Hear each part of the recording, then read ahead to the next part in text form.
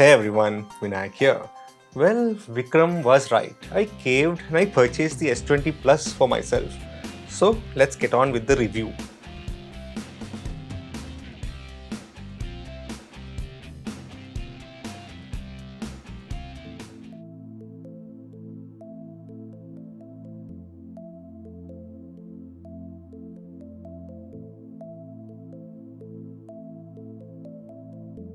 Samsung S20 Plus, the mid-tier or the Goldilocks zone for a phone that's neither too big nor too small and has the right amount of features that you don't feel left out. Pricing is at 73,999 for a 6.7-inch screen and with a 120Hz refresh rate, 8GB of RAM which is down from the 12GB in the US version and 128GB of storage. The Indian variant also uses the Exynos 990 instead of Snapdragon 865 and there is no 5G in the Indian variant. Why all this neutering? To bring down the prices, of course. 128GB does seem paltry for a flagship, but the S20 series also have a hybrid SIM tray which can either hold 2 SIM cards or 1 SIM and 1 micro SD card. I have a 128GB card for my S9 Plus, so adding that to the phone, I now have approximately 247GB of space. You can add larger cards for even more space, all the way up to 1.5GB. That is if you get the high 12GB internal memory variant, which is still not available in India. The design of the S20 Plus is iterative to the S10 Plus's design, with the relocation of the front-facing camera to the top center of the display. The display is edge to edge, and if it was not for the front camera, would have been all screen.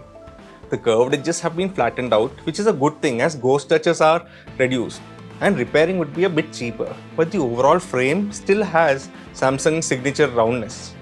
This phone is slippery and I'm happy that Samsung includes a transparent case in the box. But these cases end up yellowing a few months down the line, which is bad. Official Samsung cases are still not active on the Samsung store, but they do look awesome. Colors available are Cosmic Grey, Cloud Blue and Cosmic Black. I have the Cosmic Grey version which is not that flashy and muted enough to carry to the office. But it does look like the grey and black variants are only ones available as of now. The power button and the volume button on the right side of the phone make it easy to reach, but at the same time, being used to the volume control on the left of the S9 Plus, I keep hitting the power button instead. I don't understand why they moved it to the right. The entire left is devoid of any buttons. Also, the power button is a multifunction button which can be mapped to any function in the settings. Also, you will notice that the Bixby button is missing. I mapped this button back to the power menu as I'm used to it that way. The display supports 120Hz refresh rate, which makes everything on the screen scroll smoothly. This setting is not enabled by default and this feature will use maybe 25% more battery, so you will need to activate it manually. Also, the 120Hz is supported only up to Full HD Plus and Quad HD the device rolls back to 60Hz. Samsung's One UI is well designed and one-hand operation is quite comfortable. I've been using it on my S9 Plus for some time now, ever since the update to Android 10. One UI 2.1 is very well designed. Gestures are supported for navigation, but I still like the old home, back and options button on the screen. If you switch to gestures, the bottom area of the screen becomes available as screen real estate. Security options are plenty. It does lose the iris scanner which was on the S9 Plus, which is removed on the S10 series itself. Available now are face unlock and in-display ultrasonic fingerprint sensor. Being used to the physical fingerprint sensor on the back of the S9 Plus, this is a bit slow comparatively. Being ultrasonic, it should work even if your fingers are wet. People have been complaining it doesn't work normally itself, so wet fingers, it works. This was one problem I had with my S9 Plus with a standard fingerprint sensor. AKG earphones are also provided in the box. These are USB-C as we don't have a headphone jack anymore. I've been using the Jabra Elite 65Ts for some time now, so I generally don't carry any more wired earbuds. But in case you're traveling and you forget yours at home, then purchasing earbuds would be expensive.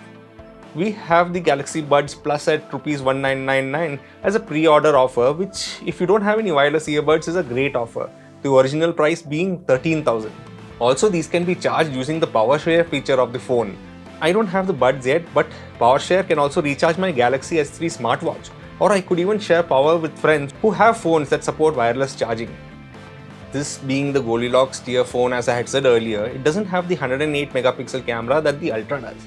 but it does have a respectable 62 megapixel telephoto lens with a f2.0 aperture and capable of zooming up to 3x optically. A 12 megapixel prime lens with a f1.8 aperture and a 12 megapixel ultra-wide lens with a f2.2 aperture. This is great. A fourth camera would be visible, but that's mainly a VGA time of flight sensor which is used to calculate depth information which are used with live photos and videos. The primary 12MP lens is also larger, which allows more light in. Photo quality is of course great with AI-based HDR enhancements as per the scene being shot. Here are a few samples.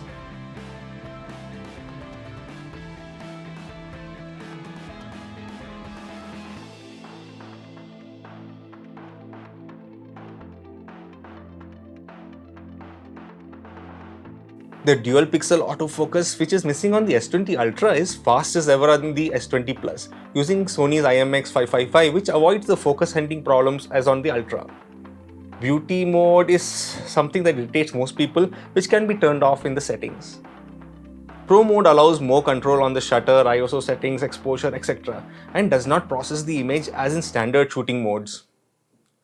Low light is one of S20 Plus's USP. With night mode, you can take better pictures even in low light.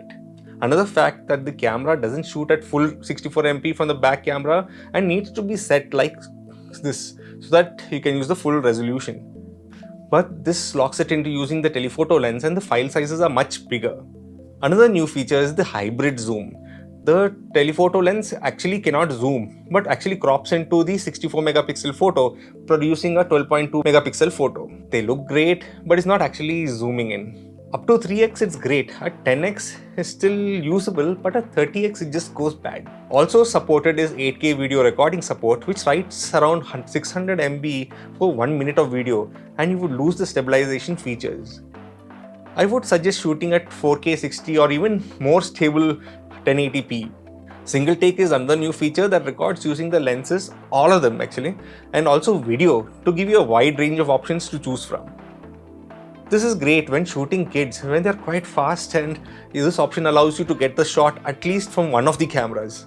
Batteries have been upgraded to 4500 mAh, which is a big improvement, and you will need this with the 120Hz refresh rate. All-day battery is a much more reasonable target because of this size. This 25-watt charger allows for super fast charging and is included in the box. The S20 Plus is a great middle child of the new S20 series with the right blend of size, weight and features. It's slim, well balanced, and ergonomics other than the volume button is great. Nothing much to actually complain about. Samsung as usual has released another great series of phones. Prices have gone up substantially, which is its only drawback. If you have older Samsung phones, you can always earn an exchange bonus, which I used to replace my S9 Plus with the S20 Plus, making it more affordable. I feel that the S20 Plus is the best you can buy in the S20 series with a great balance of features and size as compared to its siblings. If you have any questions, do write in to us at tech@talkingstuff.net or WhatsApp us at 96525 78833. Also make sure to like, subscribe, and also hit the notification bell to be informed when new videos are added. Thank you for watching and see you all next time.